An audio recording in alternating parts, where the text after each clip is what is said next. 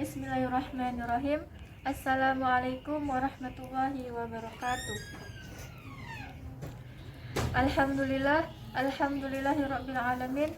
Wassalatu wassalamu ala asyrafil anbiya'i wal mursalin wa ala alihi wa sahbihi rasulillahi ajma'in, amma ba'du. Pertama-tama marilah kita panjatkan puji syukur kita kehadirat Allah Subhanahu wa taala, di mana telah memberikan nikmat kesehatan kepada kita sehingga kita dapat melakukan kajian hari ini. Salawat serta salam tak lupa pula kita hadiahkan kepada junjungan Nabi besar Muhammad SAW dengan mengucapkan Allahumma sholli ala sayyidina Muhammad wa ala ali sayyidina Muhammad. Baiklah, untuk tidak memperpanjang mukadimah, kita mulai saja kajian hari ini dengan mengucapkan basmalah. Bismillahirrahmanirrahim. Sebelumnya perkenalkan, nama saya Nurul Delfira Febriani dari jurusan Ilmu Al-Quran dan Tafsir, Fakultas Usuluddin Adab dan Dakwah IAIN Batu Sangkar. Adapun judul kajian pada hari ini ialah pengaruh aliran Asy'ariyah di dunia pendidikan.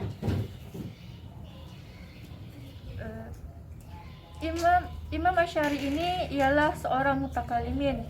Ia juga seorang filsuf muslim dan sekaligus pendiri dari mazhab Asy'ariyah. Ajaran Imam Asy'ari ini yang terkenal ialah ajaran Aqidah 50, di mana dalam Aqidah 50 ini membahas tentang pembagian sifat-sifat Allah dan Nabi. Isinya yaitu tentang 20 sifat wajib Allah, 20 sifat mustahil Allah, 1 sifat jaiz Allah, serta 4 sifat wajib Rasul, 4 sifat mustahil Rasul, dan 1 sifat jaiz Rasul. Imam Asy'ari ini mempunyai nama lengkap Abu Hasan Ali bin Ismail bin Abu Bashar Ishaq bin Salim bin Ismail bin Abdullah bin Musa dan Bilal bin Abi Bardah Amir bin Abu Musa Abdullah bin Qais al-Asy'ari. Ia lahir di Basrah pada tahun 260 Hijriah dan wafat pada tahun 324 Hijriah. Perlu diketahui, Abu Hasan al-Asy'ari ini pada mulanya belajar membaca, menulis, dan menghafal Al-Quran dengan orang tuanya ketika ia masih kecil. Kemudian ketika orang tuanya meninggal, ia mulai belajar pada para ulama, yaitu ulama hadis, fikih, tafsir, dan bahasa, yaitu kepada Al-Saji, Abu Khalifah Al-Jumhi, Sahal bin Nuh, Muhammad bin Ya'qub, dan Abdurrahman bin Khalaf. Al-Asy'ari ini adalah seorang murid dan ia belajar kepada seorang tokoh Mu'tazilah, yaitu Abu Ali Al-Jubai sampai umur 40 tahun.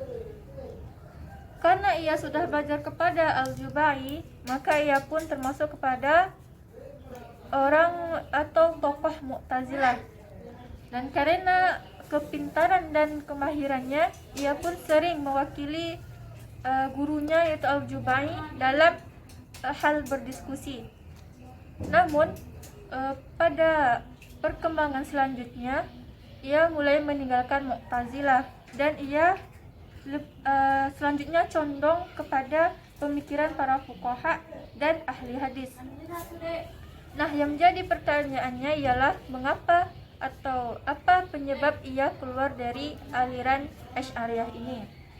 Jadi ada beberapa pendapat ulama, di antaranya yang pertama ialah di mana Asy'ari ini mengakui bahwa ia bertemu Rasulullah di dalam mimpi sebanyak 3 kali.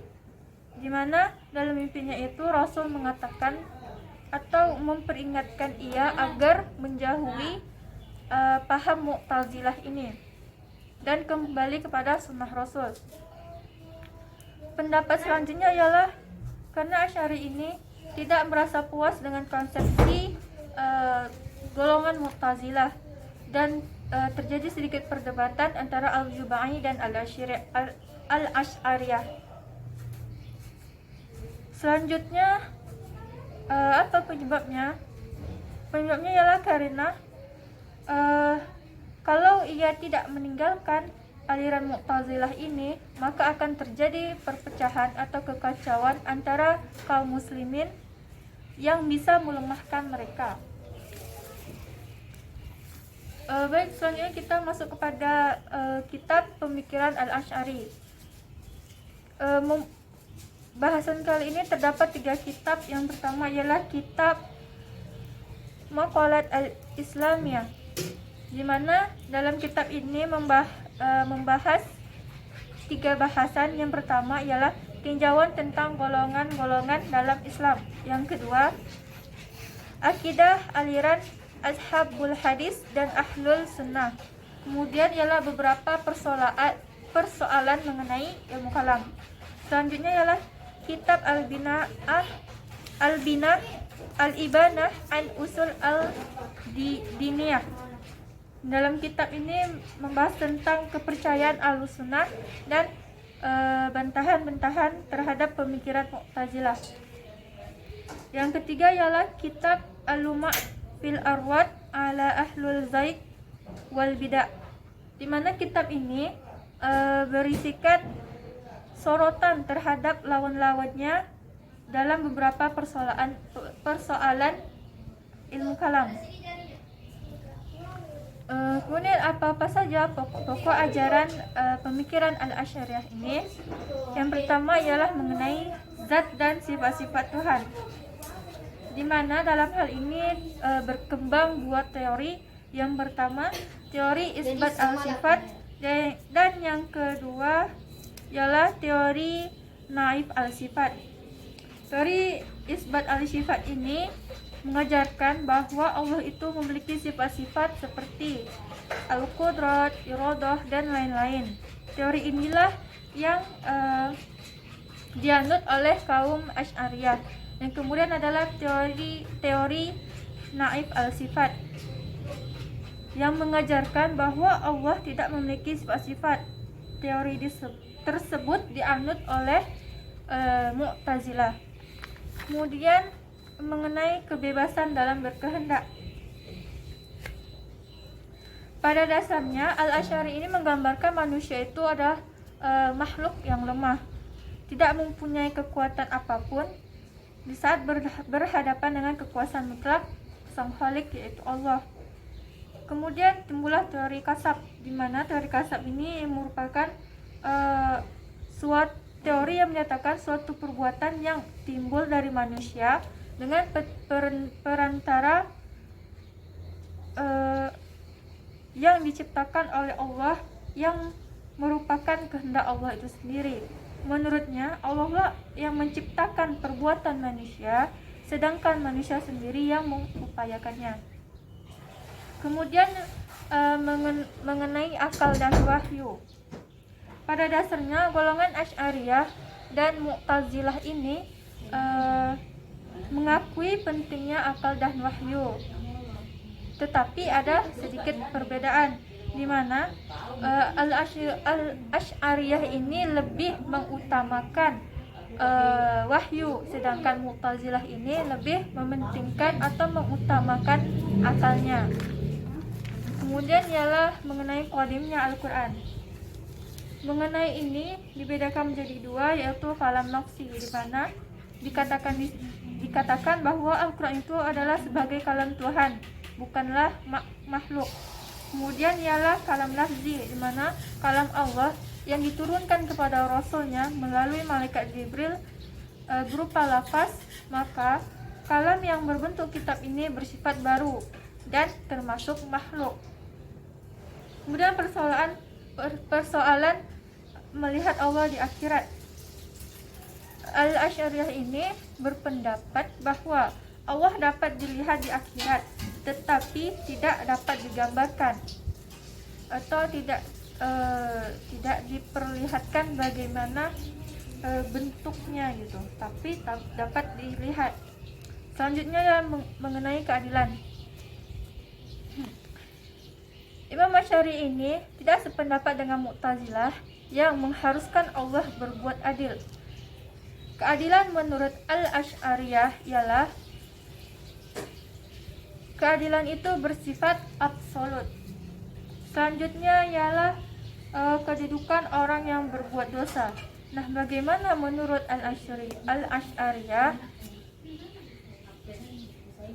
Ia mengatakan bahwa orang mukmin yang fasik itu terserah kepada Allah.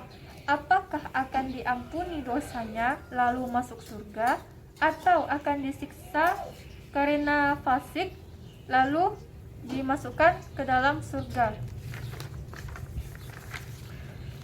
Selanjutnya, bagaimana ciri-ciri dari orang yang menganut pokok ajaran Asy'ariyah ini? Terdapat beberapa ciri. Yang pertama ialah mereka berpikir sesuai dengan undang-undang alam dan mereka juga mempelajari ajaran tersebut. Yang kedua ialah iman ialah hanya membenarkan dengan hati. Amal perbuatan adalah kewajiban untuk berbuat baik bagi manusia dan mereka tidak mengkafirkan orang yang berdosa besar. Kemudian ialah kehadiran Tuhan dalam konsep Asy'ariyah terletak pada kehendak mutlaknya. Nah, sekarang kita masuk kepada tema apa sih pengaruh dari ajaran Asy'ariyah ini dalam dunia pendidikan. Sebagaimana yang kita ketahui bahwa ajaran Al-Asy'ariyah ini telah masuk dan pengaruhnya sangat kuat dalam dunia pendidikan, terutama di Indonesia, di mana anak-anak kecil ini telah diajarkan atau didiktekan mengenai sifat 20. Nah, sifat 20 ini pertama kali diperkenalkan oleh seorang Al-Asy'ari, yaitu Sanusi. Buku-buku berpaham Asy'ariyah ini dijadikan kurikulum buku di lembaga pendidikan, salah satunya di Indonesia. Begitu juga di pondok-pondok pesantren, mereka juga diajarkan kitab-kitab yang berpemikiran Asy'ariyah seperti Aqidatul Awam yang diajarkan di pondok-pondok pesantren, di mana isinya itu ialah mengenai sifat 20 yang merupakan prinsip Asy'ariyah itu sendiri. Serta beberapa kitab yang lainnya itu Tafsir Jalalain, di mana Tafsir Jalalain ini ialah mengenai hal sifat-sifat Allah. Kemudian kitab Ihya Ulumuddin, kitab Kasyifatul Al-Haji dan Ulumul Bahrain, dan adapun kitab-kitab lainnya.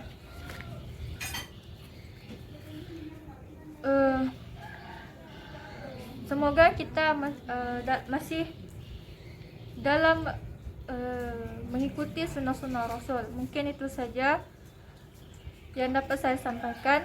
Wassalamualaikum warahmatullahi wabarakatuh.